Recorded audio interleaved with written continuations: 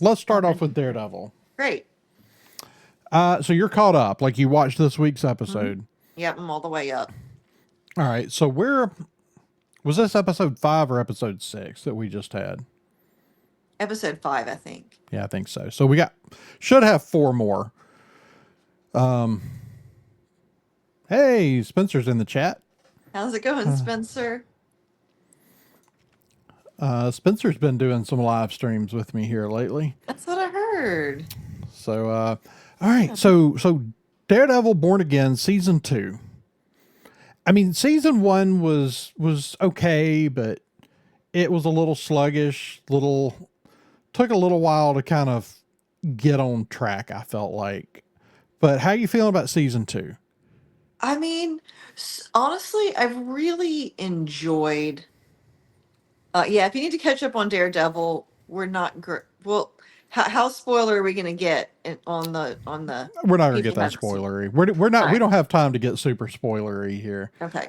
So we'll stay non-spoiler Is it okay review. if I spoil the first 5 minutes of the first episode of season 1? No, Okay.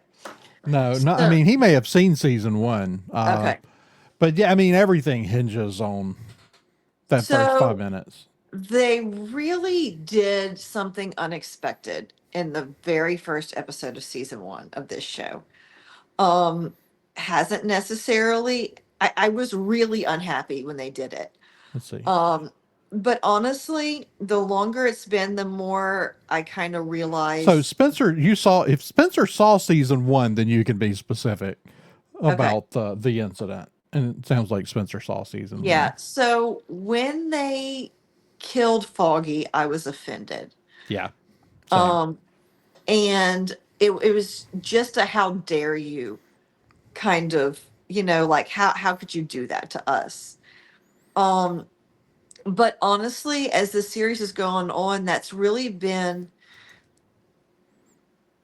it would have What's up, been DJ? very repetitive, I think, to continue harping on all of his trauma from the Netflix show. Yeah, Um, the thing was they had already made that show. They didn't need to make that show again. correct. They needed Well, not only did they not make that show, this is a direct sequel to that show. It's the right, same story. exactly. But but its own it needed its own catalyst. It needed its own what do they call it? The event that is like inciting event. Hmm. Um but it also needed to not be so tied to the Netflix show because the thing is Daredevil wasn't just in the Daredevil show. He was in Punisher, he was in Jessica Jones, and then there was the team up show. The Defenders, yeah. The Defenders, yeah. So they didn't necessarily want to be so tied to all of that that you had to be familiar with any of it for the story to work, right? Yeah. Um,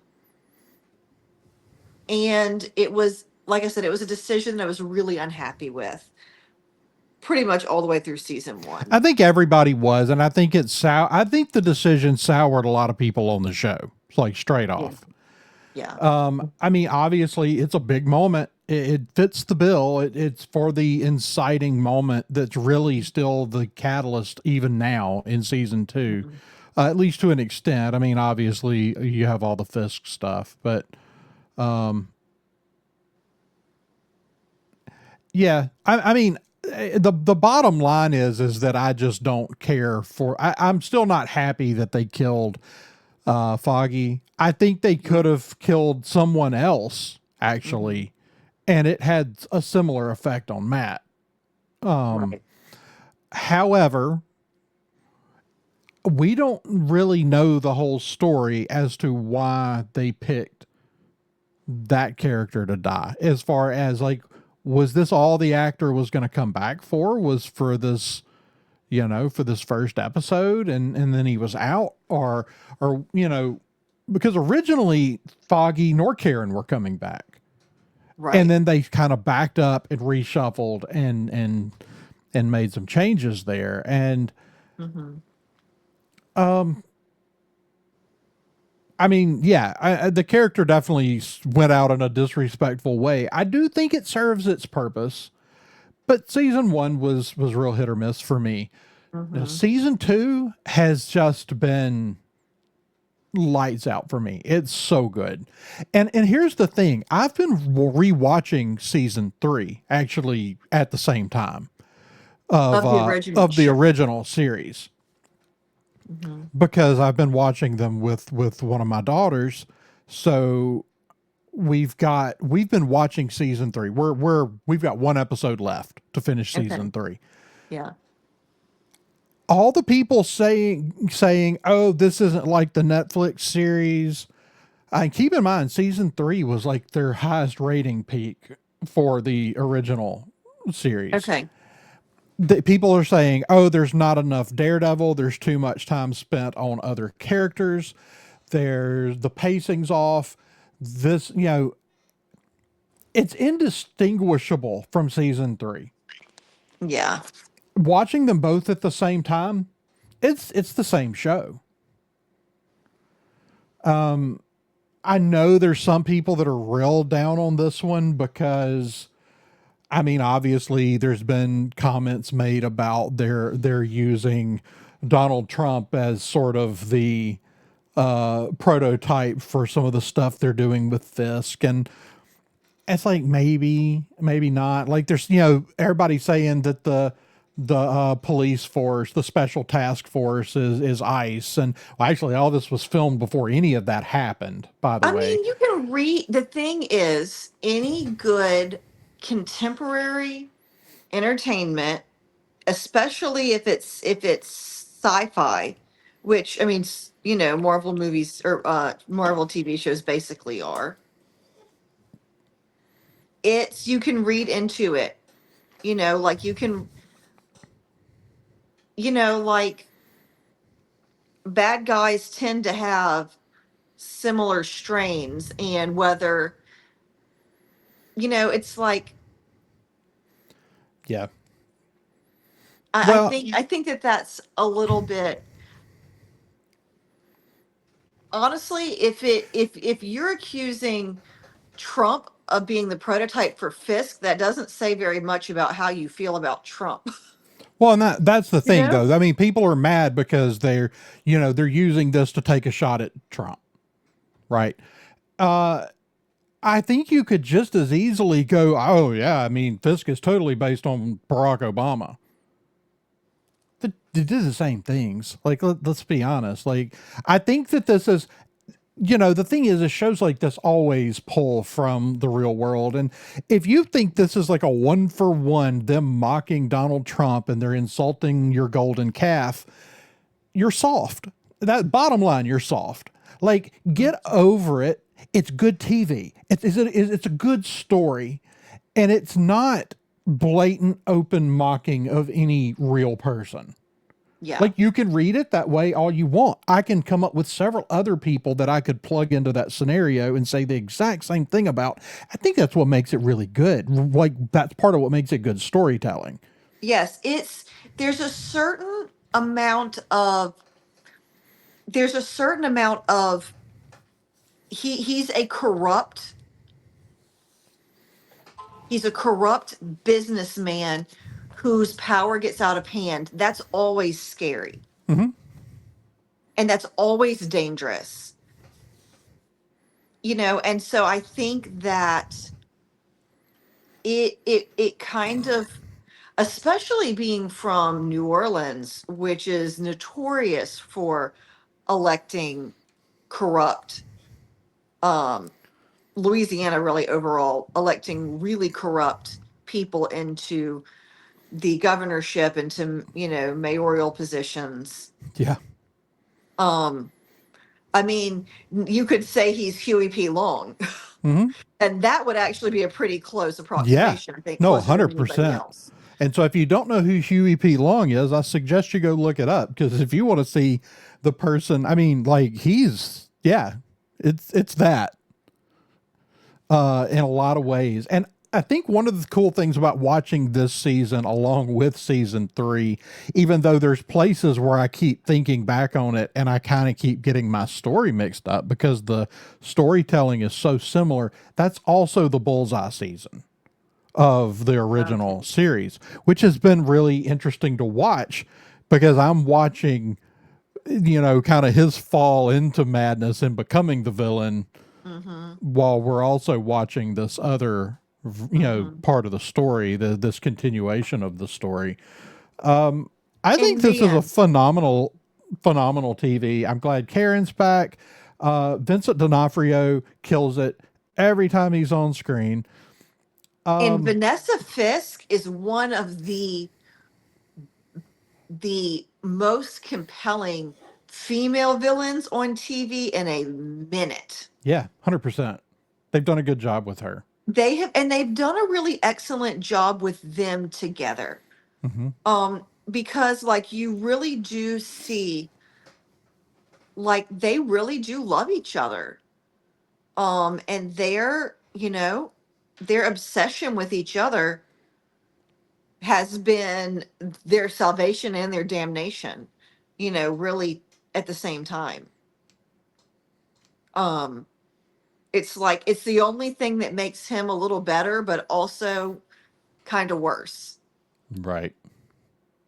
Um, It's and like it's really, you kind of look at it and you go, oh, she's the thing that keeps him grounded. Like and so you kind of want to do, oh, that she's his conscience. She's his, but she's she's pretty messed up her own self. she's the thing that keeps him respectable. Yes. She doesn't make him good. No. She just makes him presentable. And Hmm. she does keep him from spiraling out into 17 different kinds of crazy, Right. usually. Usually. The thing is, Fisk without her was much more unhinged.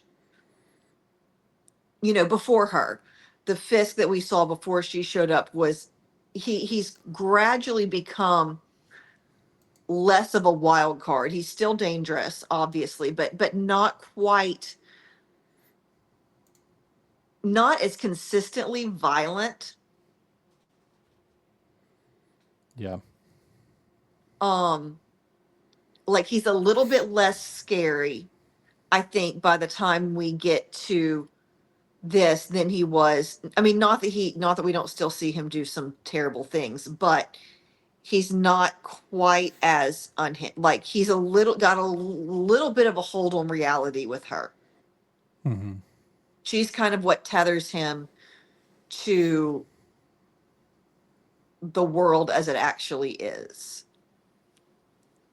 as Right. opposed to the trauma that he has in his childhood.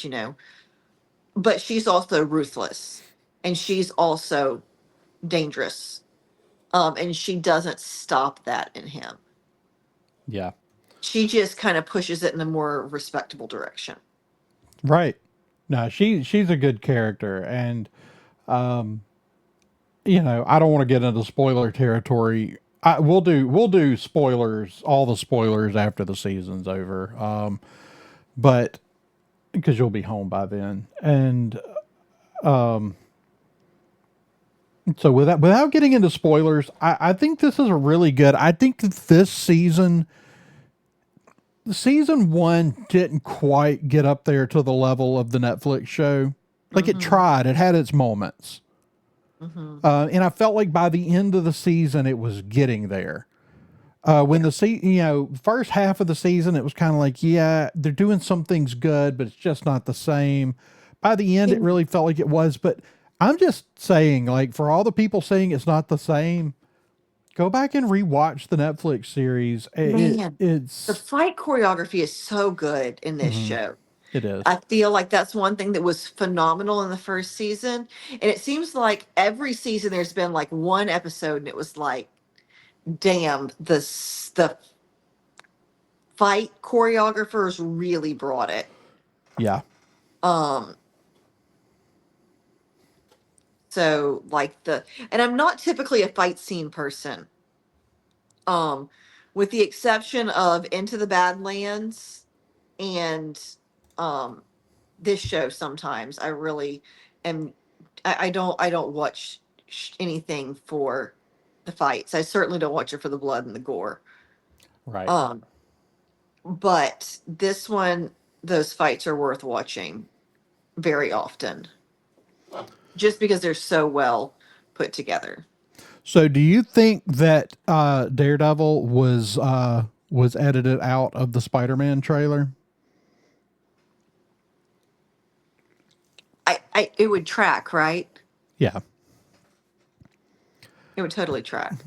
I guess the problem is, there's the problem with Sony's being difficult with the Always. crossing the properties. So, Always. but they're putting Punisher in it, so I really Sorry. Sorry. My setup is a little bit precarious here. It's clearly. like, yeah, it's like an ironing board and it's leaned up against a glass and it's really just barely working. Yeah, I mean, I'm assuming that we will get. I don't know if they've told us. Have they told us where Daredevil Born Again fits into the timeline? No, that's been very opaque, I It feel like. has. And I feel like it's got to be like coming up into the current MCU time, but like also like we haven't had anything. We have a lot of stuff go on in New York and we haven't seen any indication of this anywhere Right. along the way. So like is this going to be, is the task force and all this, is that still going to be part of what's going on in this Spider-Man movie? I mean, at this Mhm. point, Spider-Man's New York, he's a vigilante, he's not, although I guess people remember Spider-Man, but they don't remember Peter Parker. So I guess they remember Spider-Man. So maybe he's not just considered like a street level vigilante. I don't know. I'm curious how they're going to play all this. Mhm. But I agree. I think it's before Thunderbolts. But Thunderbolts, like, are we leading up to that moment? Mhm. Actually, if they don't do this, and I don't think they're gonna, but they're missing such a massive opportunity. If the end of this season coincided with the Void event, and we have to see, and Matt and Dex and Fisk all have to deal with their shame rooms. Right. You If they know, don't do that, they're missing a huge opportunity for those three characters. yeah, absolutely. Um I don't know. It'll be interesting to see exactly how, how much I mean, they do have a character that's clearly been sent by Val to kind of Mm-hmm. work with What a great Fisk. addition to the show, too. Oh my God, Matthew yeah. Lillard has been fantastic in that role. Yeah, He's, absolutely. I mean, when he shows up in something, he's almost always great. Yeah. So it's been a good so they're definitely not just leaving it. They're definitely tying them together. Tying what together? The movies and the TV show. Oh, for sure. So, So at some point, I kind of hope we see how this fits together. mhm, Um, we've had a little bit of a lull in here, but I agree. I think it's probably right before Thunderbolts. mhm. I don't think it's in that. I don't think it's going to be in that window between the end of Thunderbolts and when the Fantastic Four ship shows up in the post credit, which clearly has a time jump. Mhm.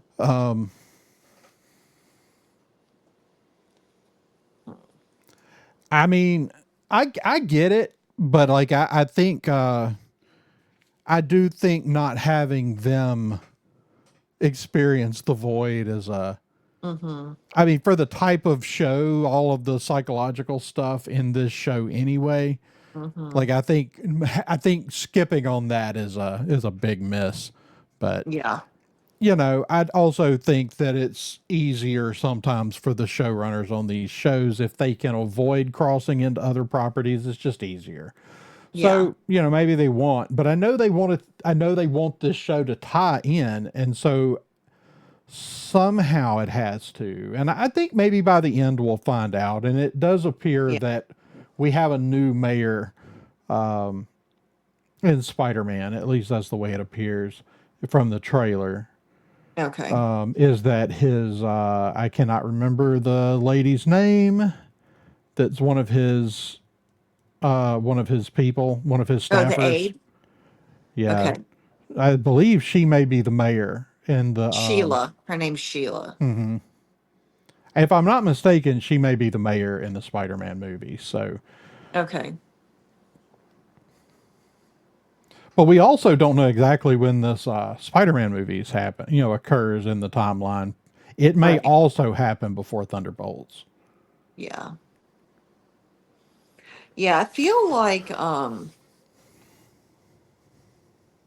I don't know if every character that's tied up with Fisk in any way, I tend to think it's gonna go badly. That kid, with his baby face and his eternal optimism, Yeah, I think he ends up tied to a cinder block in the river. maybe. I don't think it ends well for him. Yeah. We'll have I to mean, maybe see. maybe We'll have to maybe see. not, Like, you know, but it's going to depend on who's willing to go along with the unhinged Fisk that's coming up. right. Hey there, sci-fi fans. We hope you enjoyed this clip from a previous live stream of the Science Fictionary podcast. We hope you'll go check out other episodes. We hope you'll hit that like and that subscribe button. And please go check out all of our friends over at the Red 5 Network. And as always, may the Force be with you.